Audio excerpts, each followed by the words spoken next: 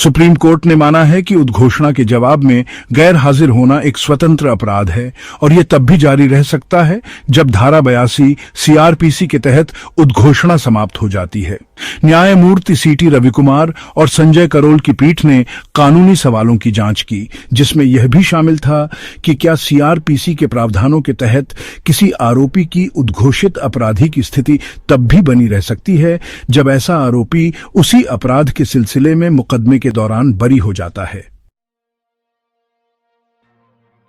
पीठ ने यह भी जांच की कि क्या सीआरपीसी की धारा 82 के तहत उद्घोषणा का अस्तित्व है।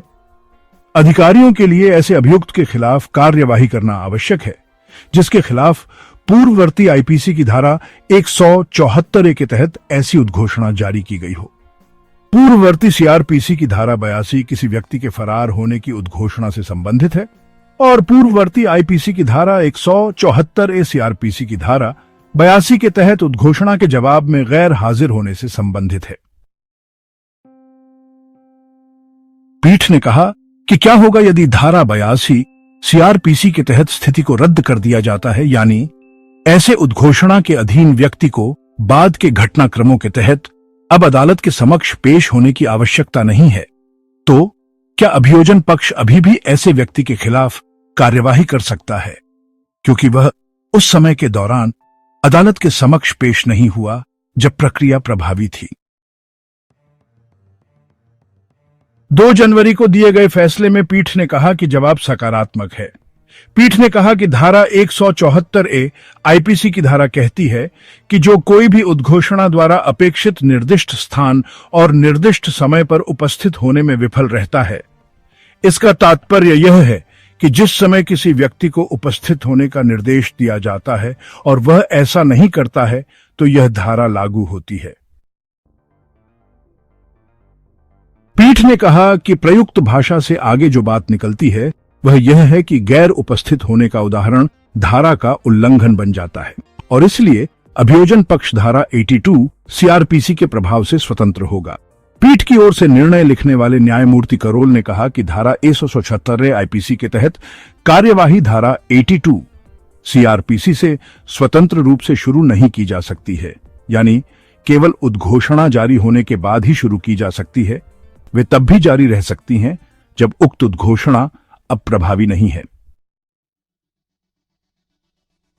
पीठ ने निष्कर्ष निकाला कि हम मानते हैं कि धारा 176 आईपीसी एक स्वतंत्र मौलिक अपराध है जो धारा 82 सीआरपीसी के तहत उद्घोषणा समाप्त होने पर भी जारी रह सकता है। यह एक स्वतंत्र अपराध है। सर्वोच्च न्यायालय का यह निर्णय पंजाब और हरियाणा उच्च न्यायालय के जून 2023 के निर्णय को चुनौती देने वाली अपील पर आया। पीठ ने कहा कि धारा 176 आईपीसी, जिसे पूर्ववर्ती आईपीसी में 2005 के संशोधन द्वारा शामिल किया गया है, एक मौलिक अपराध को शामिल करती है जिसमें धारा 82(1) सीआरपीसी के तहत ऐसी उद्घोषणा जारी किए जाने पर 3 साल या जुर्माना या दोनों की सजा और उपधारा 4 के तहत उक्त उद्घोषणा जारी किए जाने पर 7 साल और जुर्माना निर्धारित किया गया है। पीठ ने कहा कि इस धारा का उद्देश्य किसी व्यक्ति की उपस्थिति की आवश्यकता वाले न्यायालय के आदेश की अवहेलना के लिए दंडात्मक परिणाम सुनिश्चित करना है। सर्वोच्च न्यायालय ने कहा कि यह मानते हुए कि भारतीय दंड संहिता की धारा 176 में निर्धारित अपराध वास्तव में स्वतंत्र है,